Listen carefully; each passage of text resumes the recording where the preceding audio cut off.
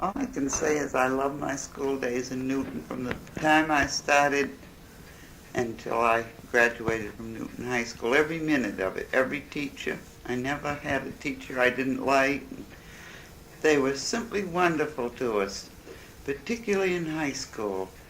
We could stay after school every day if we were having difficulty with the subject, and they expected us to stay, and they were there. This was particularly true in languages. You know, I had a hard time with French, learning to speak it properly.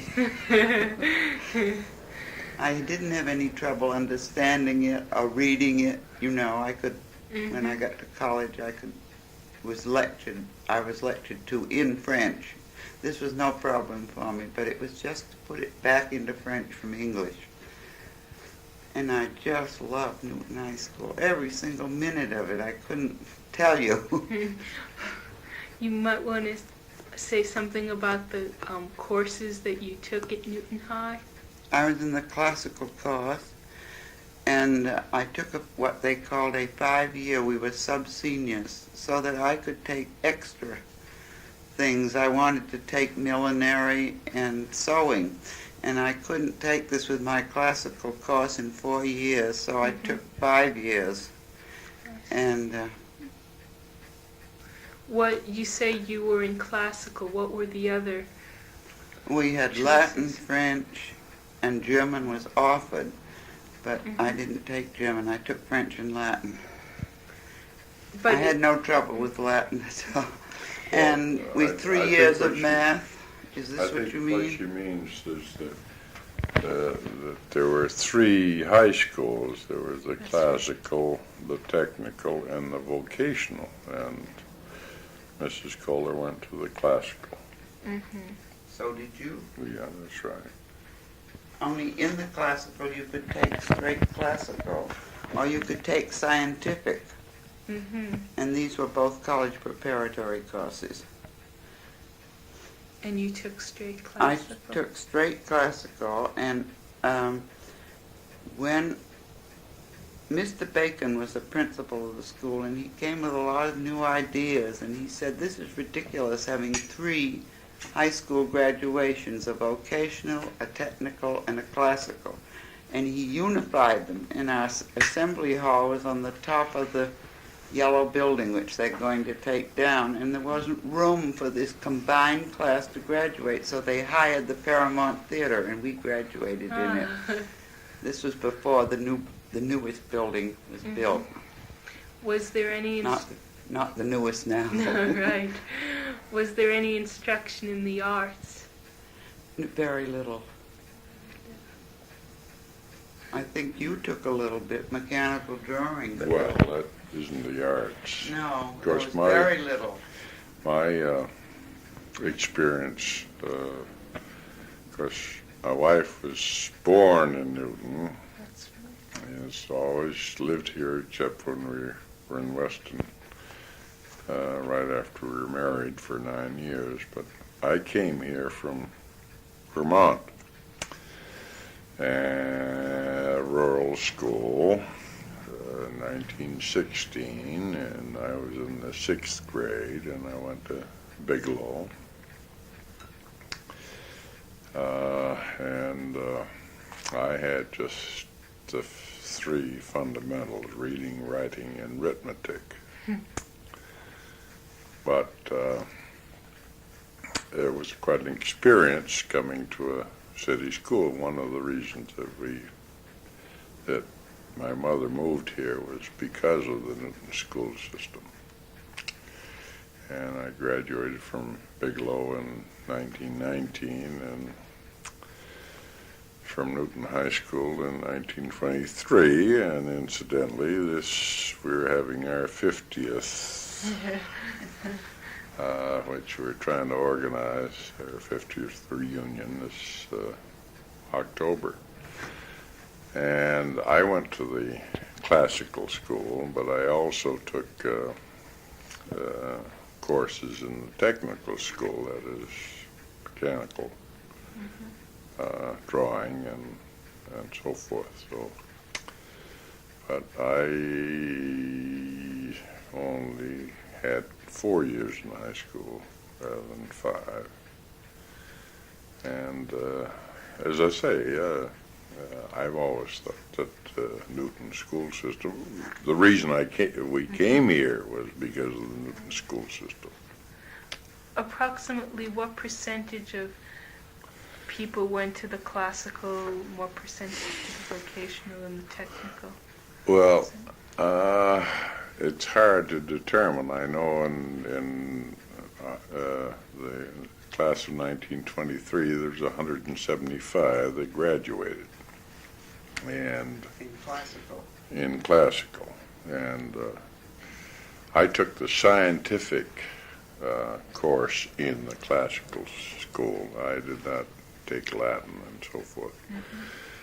I would imagine it was about 50-50. In other words, the other two schools probably had 175 in their graduating class, because we graduated as the classical school, and that was 175 people. The reason I know about it is that, as I say, we're organizing our 50th, and so we have all the statistics and so forth and so on it. We always thought that they had a very fine business course in the technical high school. A lot of people that were going into business and didn't plan to go on to college took the technical course. And they graduated and got good jobs when they got through high school.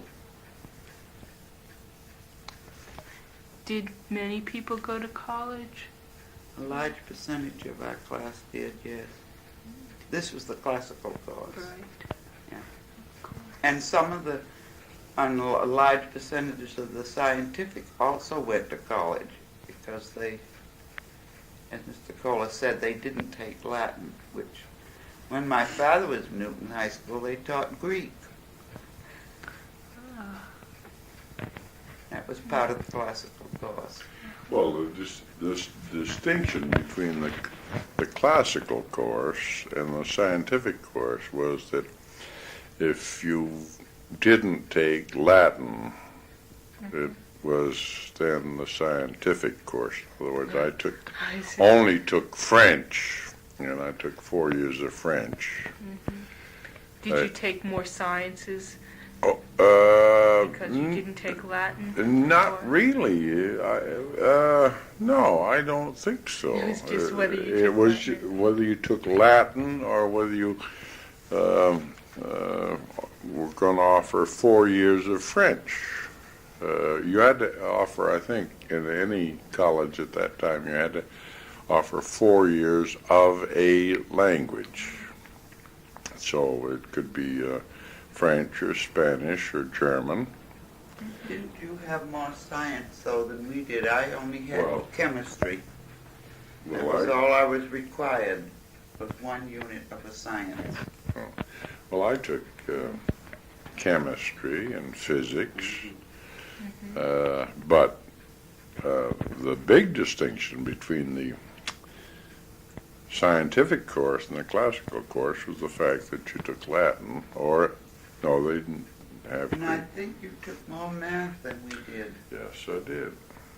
Yes, I did. Because we had algebra, geometry, and then a year of what they call combined math. It was advanced geometry, but you took trigonometry, didn't you? Yes, I took trigonometry and elementary calculus. Quite a lot of the young men in his class were going to MIT. They knew this, so they had a little more science. Yes.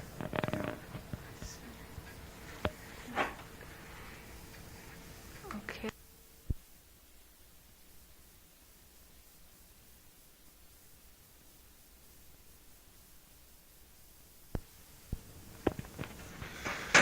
When you're referring to where I went to school, when I graduated from Newton High School, during in my senior year, I took competitive exams for West Point, and I intended to go there, and I was certified for West Point, but I wasn't accepted physically. Yeah. In other words, I had a heart murmur. So then I was in a dilemma because it was a question of finances, and so Mr. Bacon, who was principal, suggested I look at Wesleyan, and Miss McGill, who was a history teacher and senior advisor, said, why don't you take home a catalog on Bowdoin? So being a country boy, Yes. and also looking at the difference in expenses, I went to Bowdoin. Perhaps you'd be interested to know what the tuition was at Yeah. Bowdoin. Yeah. The tuition at Bowdoin when my freshman year was $90 a semester, $180 a year. Of course, that just was tuition. There wasn't anything else. And but you see, that sort of dates us. Yeah. You might be interested in that you were a Missouri scholarship winner, and this enabled you to go to Bowdoin. It was interesting. It was interesting. So you went to Bowdoin, and then what? Oh, then I went to work. Oh, my wife said I taught school for a year because I worked my way through college and I had a few bills to pay, so I had a good job in a private school, and I taught for 1 year, and I settled up all my debts in 1 year, and then I went into business. So Can you tell something about the kind of work you did and about the well, business world? my work right up to the present time has been sales. I worked for United Car Fastener, and all my work has been in sales. At the present time, I'm still working, and I'm designing and selling radiant heating and cooling and commercial establishments, primarily hospitals and so forth and so on. And in the meantime, after Bowdoin, I went to Franklin Institute for technical training, and I went to night school at MIT and so forth. So still learning. Still learning. Are the kinds of materials that you're dealing with selling a lot different now than they were then, or? Oh, yes.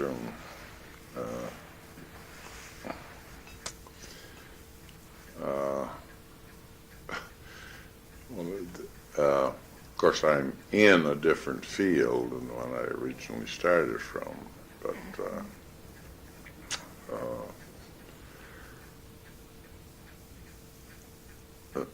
you mean the products or the field? Yes, I've changed fields because I went from United Car Fastener into the heating, ventilating, and air conditioning field.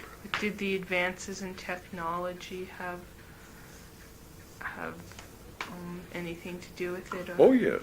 That's the reason that I changed. So one of the reasons that I changed.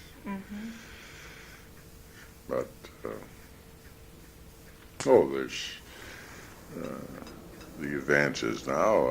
Good Lord, I'm too old to catch up with those. How was it considered difficult to get a job being a college graduate, or? Well, now, you're too darn young, and your father's probably too young to remember that. I graduated in 1927, and there was such a thing as the Great Depression in 1929. So,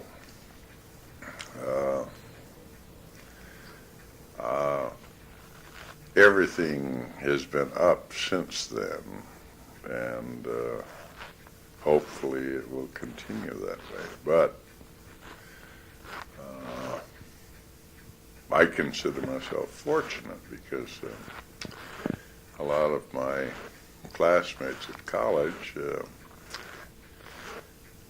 came from family of means, and they had never really known what it was to work, and I had known what work was since I was a kid, so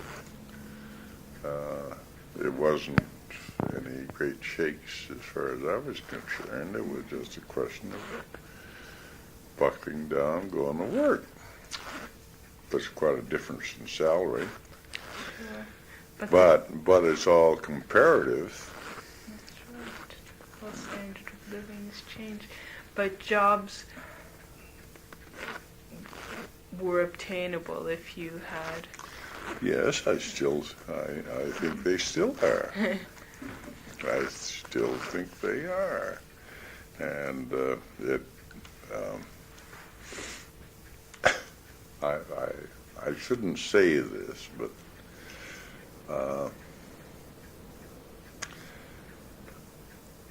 Mayor Childs, when I graduated from Bigelow Grammar School, and I'm sure it was a speech he'd given for years and years and years, he said, I only want you to remember one word, and that is grow.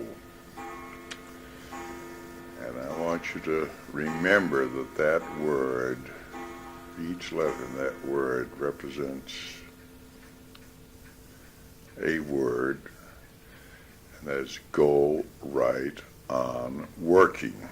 Now, I remember that. We had the same speech Yes. years later. And the other, whether it was graduation from high school, yeah, I think it probably was, the word commencement was explained, and that is the fact that you were now commencing. And I have thought of one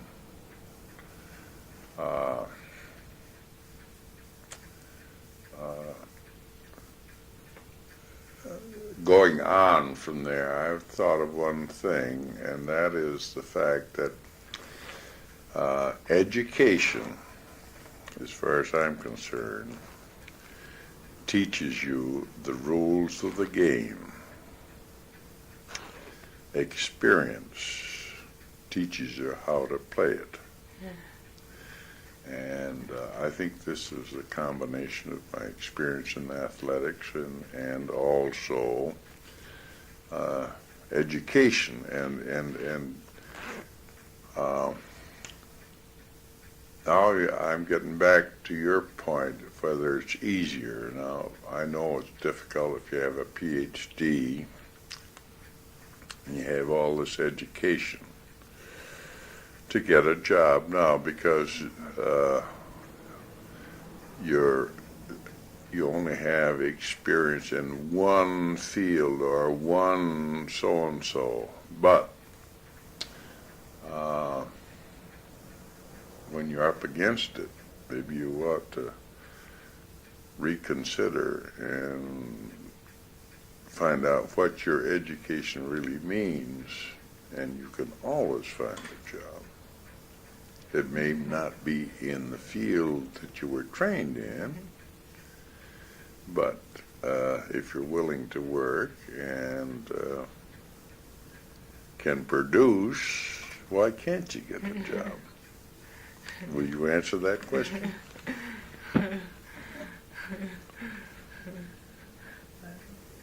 Do you understand what I'm talking about? Yes, certainly. Now, as I say, I go back to the fact that education teaches you the rules of the game, but experience teaches you how to play it. Now, if you don't have the experience and just have the education, what can you offer? In other words, you've got to get a job in order to get experience, right? If you get that, then... But the jobs have to be available. That's... What jobs? Your experience, a lot of it came from working in the summer Right, all the time. right. That's what I And say. a lot of young people at that time did not work in the summer the way they do now. Well, I think more people worked in the summer when I was working. Well, the boys did, but the girls didn't. Oh, okay. Well, as I say,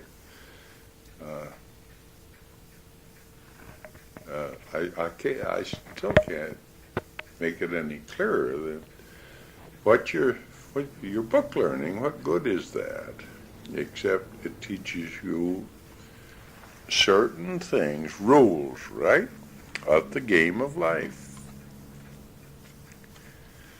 And in order to make use of your education, you have to have experience to go along with it, right? What kinds of jobs were you employed in that gave you this experience? Well, we can go the gamut. Don't put your... How far back do you want me to go? The age of 10? Sure. Caddying, and I learned how to play golf at that time. Was this in Newton? No, this is in Vermont. And I came to Newton during World War I, and my brother was superintendent of Rivet Lathe and Grinder Company, which is in Faneuil. And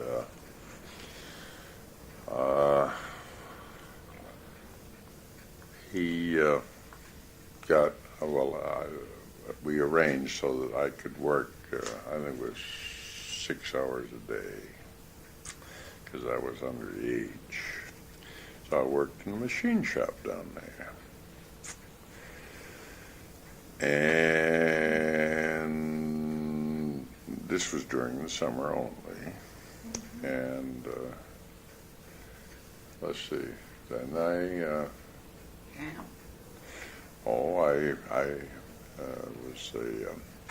I worked in a summer camp in New Hampshire. I worked on a farm. I worked in the Newton Cemetery. Most important job I ever had. I had thousands of people under me.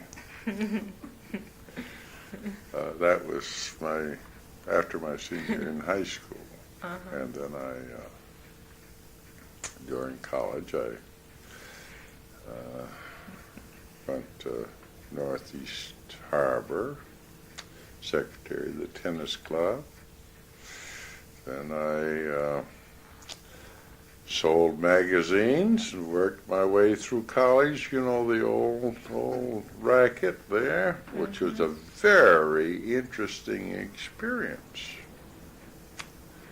And that's how I happened to get into sales, because that was a real experience, because there were a group of us, and this is way back when it was, the money you made was paid directly to the college. In other words, it wasn't, one of these shell games. And then, as I say, I taught school for a year, and I went to United Car Fastener. But you see, all the experience that I had in the mechanical part of it is, I've developed that. I'm not a professional engineer, but my experience has given me enough knowledge so that I talk to architects, engineers, and You work for Bridgeport good summer Oh, that's, experience. well, summer experience. But you see, each summer I worked. And each summer I put into practice the knowledge some of the knowledge that I'd received, or I really supported the education I'd gotten during the wintertime. So now you're getting my point. So when the Depression came, you weren't greatly affected? Sure, I You was were. affected, but I was not used to the fact that the streets were paved with gold, and you could go in the. Several of my classmates went to New York when I was down there teaching, and they invested money in the stock market. And they doubled it, and they trebled it, and so forth and so on. And when the crash came, they had nothing. And they all cried on my shoulder. And I just asked a simple question. How much money did you invest? And it might be $500, it might be $1,000, but they told me how many thousands of dollars they lost. Now, actually, they didn't lose those thousands of dollars because they never had it. It was paper profits, right? So they never, what they lost was their original investment. So I had a broad shoulder, and it was stained with tears, but I just couldn't understand it. Now, you see, you're talking to an old man that's been through, but I've learned from that. That what you actually lose, is what you actually invest. And if your profits go beyond that, and then it cuts back on the present market. A lot of people say, well, I lost so much money, but they never had it. So what did they lose? I think maybe I'm giving you a different picture in life, am I not? No comment. No, it's all very interesting. It really is. Maybe now you want to tell some of what you did after you graduated high school. Yes, I'd be happy to tell you. My mother was a trained kindergartner. She went to the first kindergarten school in the country. And Miss Wheelock and Miss Leslie were both graduates of the Page School, and my mother went. And I was crazy to be a kindergarten teacher. I wanted to do it too, but at this time, the kindergarten schools were a 1 or 2 year course, and my mother said, no, the day has come when you need a college education. And those days, we listened to what our parents said, and there wasn't any guidance as such at Newton High School. The principal's secretary said, where are you going to college, Barbara? And I said, well, my mother wants me to go, and she said, so do I. And she said, I know a person at Simmons. I think this would be a wonderful place because when you get through, you have a profession. And they're able to find positions for all their girls that graduate creditably. So I went in and talked to the admission of the woman that was in charge of admissions, and she said, what do you like best? And I said, children and reading. She said, good, you could apply for the library science. Which I did and became a children's librarian. And I loved it. And we had no difficulty getting positions. We graduated right after the Depression, too, in 29. Right at the height of the Right at the height. But I had not a single friend that didn't get a position in any of the schools that Simmons offered then. Because they had no A.B., it was all B.S.s. Did a lot of women from Newton get positions? Well, as far as I know, my friends that lived here in Newton all got positions. They work, they didn't just get married and... No, in fact, the head of our library school was old-fashioned, and she wouldn't recommend any girl for a position that was wearing a diamond ring. Note that. I thought that was awfully funny. And then she said to us, now remember, when you get this position, we recommended you, and the first year you're not worth your salt. And you will stay with them at least 2 years because you're learning all your first year and you've got to repay them for taking you. This was what she instilled in us.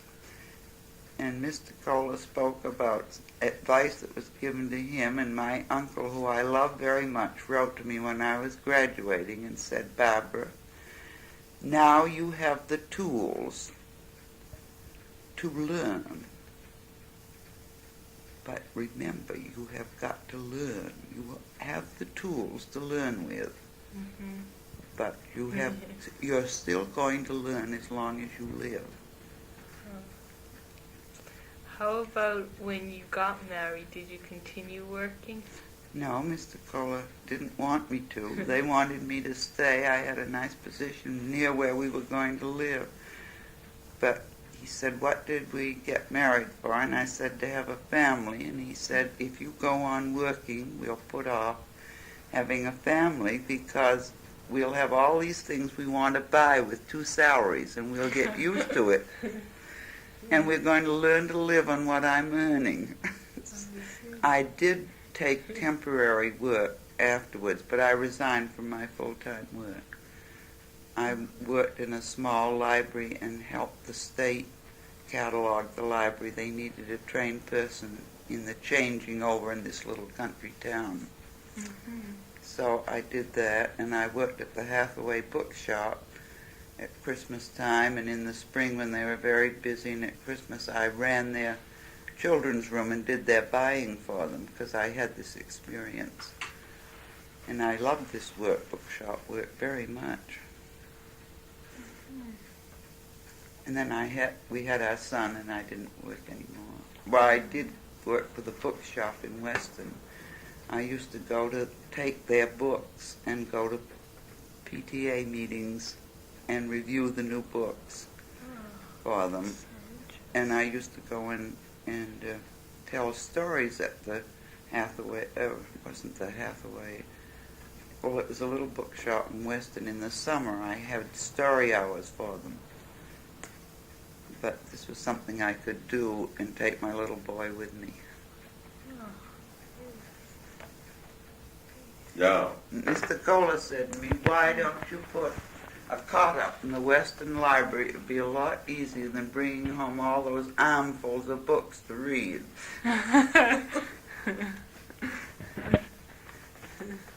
You started to say? No, I said, now you've got our whole history. You know your whole history. Okay.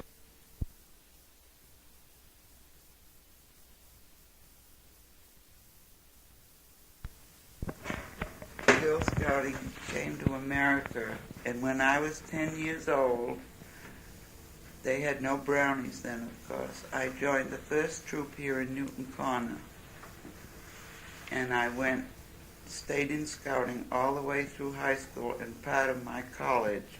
And this is what the work I did in the summer. I went to Camp Mary Day. It was an overnight camp, and counseled. And we weren't paid in those days. We got our summer free. The only people that were paid were the camp nurse and the head of the waterfront. This was a wonderful summer. Of course, you were, what was that? This was all through high school. Yeah, but you were an eagle. What is it? Oh, I was a Golden Eaglet, but Oh. they've done away with that award now. And Well, then after I was married, I also had a troop in Waltham, and I had a troop up here in Newtonville just before I was married. I had the senior troop, and that is funny. My senior troop all came to our wedding, and they gave me a pair of silver candlesticks, and they were inscribed Captain Partridge from Troop 10. And my husband rides the daylights out of me about this. Every time I bring out the candlesticks, he'll say, "Let's bow to the captain." Did you belong to other kinds of clubs as you were growing up and once you were married? Could you talk any about the social science club? Or I understand that there were other kinds of clubs, neighborhood clubs and social clubs that were around. I don't know, when I was in high school, I belonged to a club that was the sophomore club, and they took girls in, but the school banned this because they said it wasn't, what do I want to say, it was too discriminating. It's too discriminating. What kind of club? And Was a I also social club? belonged to a social club of girls called the XYZ Club, and we had 2 girls from each Newton. In other words, we'd invite a girl and she'd bring a friend, and we used to meet once a month and play hearts. And then we had some mothers that were very nice, and at Christmas time they'd open their houses and hire an orchestra, and we'd have dances. Oh. And this was great fun. How about you? Did you belong to any kinds of clubs? I was. Well, I belonged to High Y, which was a high school YMCA club, and of course I was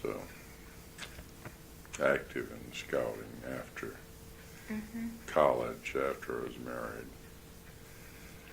and both in Weston, where we first lived, and then we moved to Newton.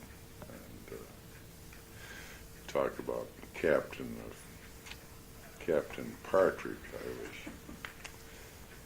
called up by Bill Fawcett, who was in Armbigel Council, and he said, "I got a job for you." This is right after we moved to Newton.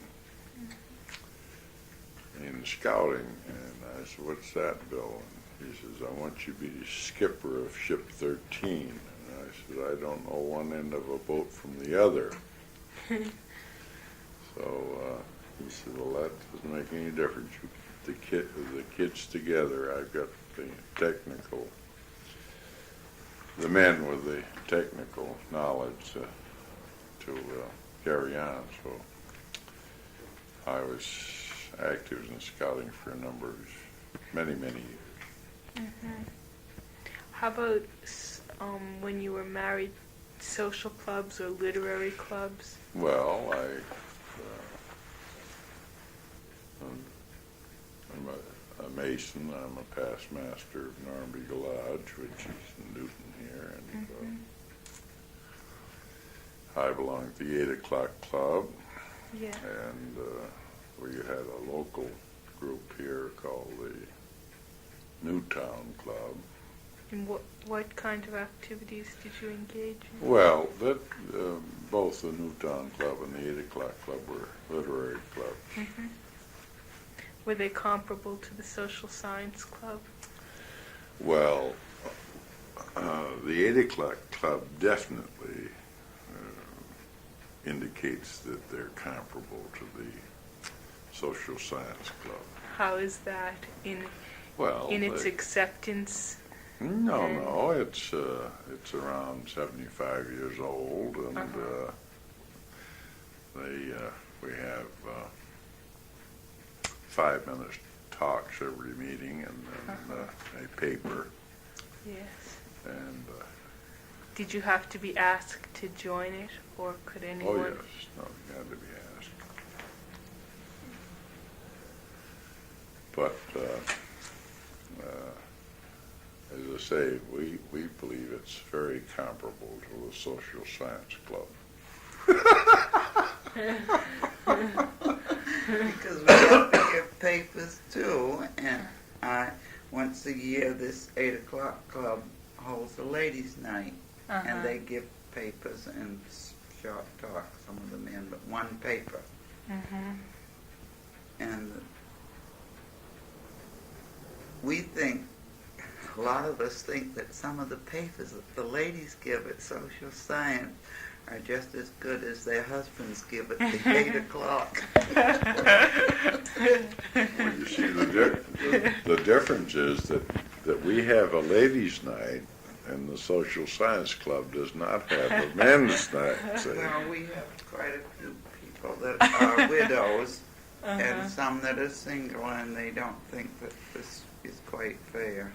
Whereas it just happens that all your members are married.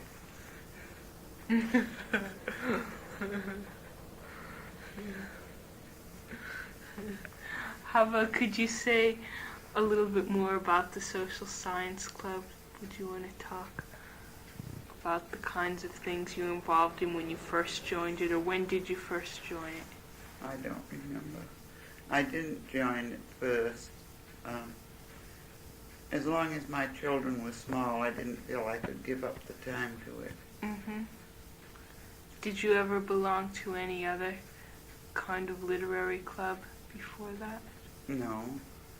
I've done book reviewing, but that's all. I belong to I didn't join the community club either till my daughter was in high school. And how does the community club differ from the social science? Well, you see, we're required to give a paper, and they choose the subject, whereas in the 8 o'clock club, they choose their own subject. But these are very interesting subjects, generally, that they choose, and all the papers for 1 year are given on this one subject from the different facets. In the social science club? Yes.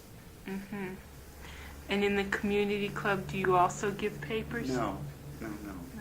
They're all, it's more of a entertainment. You know, you meet have all kinds of interesting speakers, and they cover a fairly broad field, but they aren't required to give papers. In social science, we also have outside speakers in science and government and other allied things which are of interest, and these speakers are paid. No. And for the community club, do you also have to be asked to join? Or can anyone who wants to? I think you have to be sponsored for it by members or something. I really don't remember about this. But I think anyone, I don't know what the bylaws say, but I think anyone that lives in the community that is interested can do this. Any woman.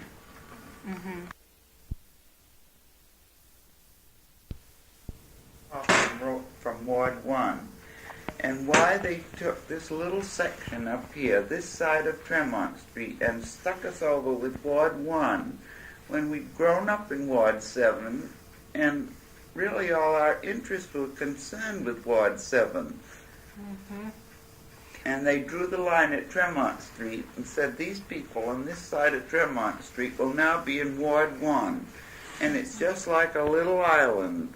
Tremont Street over to the toll road and down to the toll road, and that's all there is in that little bit of a section. I don't know what they took us out for.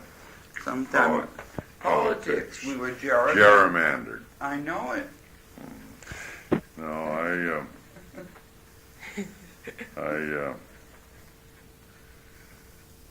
I'm not diplomatic enough to go into politics.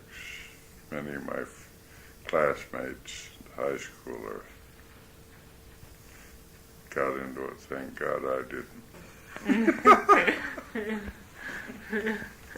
What kinds of differing interests did you have from Ward 1 to Ward 7? Well, it's hard to change a horse in the middle of the stream, isn't it? You've always been Ward 7, Precinct 1, Ward 7, and all of a sudden get shifted into Ward 1. What would you think?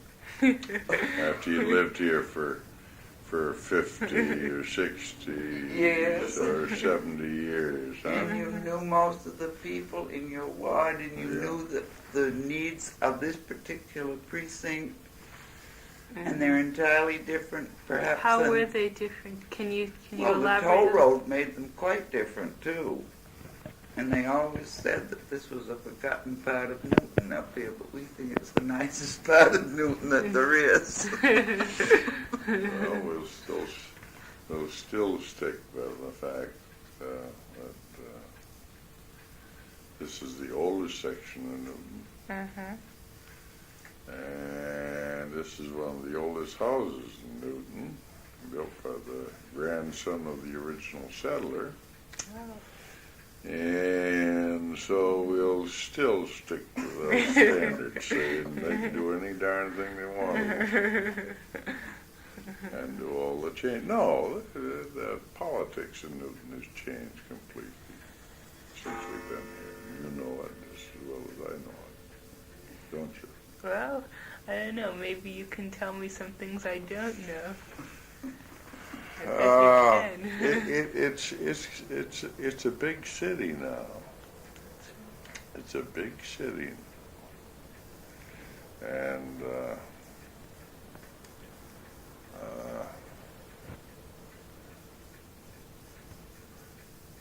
it's more political now than it used to be. I don't think it's quite as much of a community as it used to be. I think that was one thing about changing the ward, because we had a great Right. community spirit up here. They used to have a club up here of men on this hill called the Newtown Club. They met, and they gave papers, and they met in personal homes, just as the 8 o'clock club does. Well, this splitting this into Ward 1, that's nothing but politics, isn't it? Sure. That's why I say it is no longer a community. Newton Corner as a community is now Ward, part of Ward 7, part of Ward 1, part of Ward this, that, and the other thing, and it's just a political division. And I think that the city of Newton has become more political than it used to be. It used to be a community. Newton Corner, Newton Center, Newton Highlands, Newton Lower Falls. Now it has become ward this, ward that, precinct this, precinct that, and it's political. And I think that says it in a nutshell. I think it says it in a nutshell.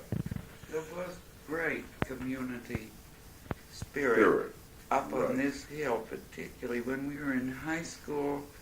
We had a large group of young people, and we went everywhere together. It was perfectly wonderful.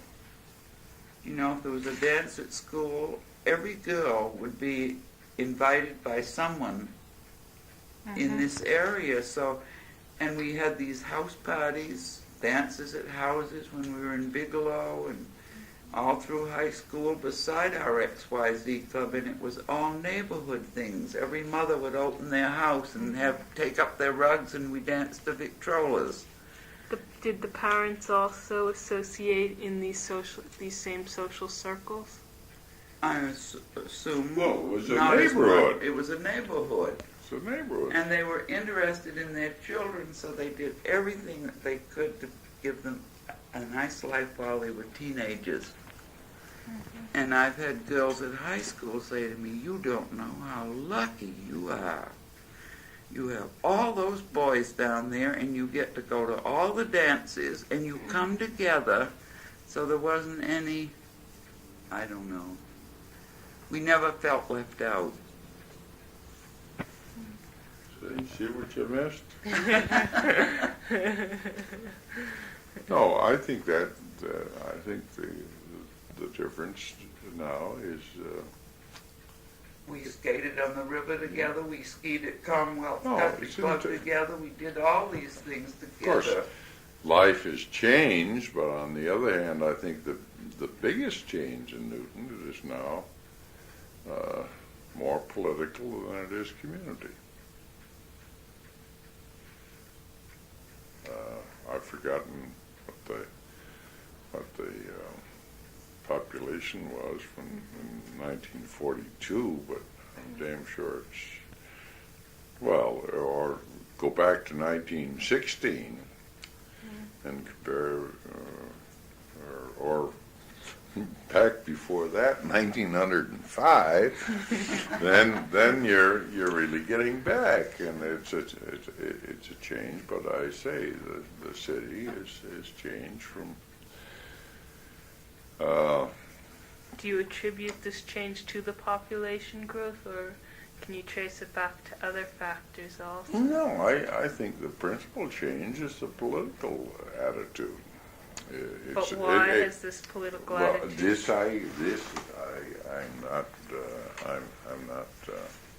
I haven't thought why the change, but I assume that the larger city grows, the more division there is in it. But on the other hand, Newton has how many, 13, 16 parts to it, communities?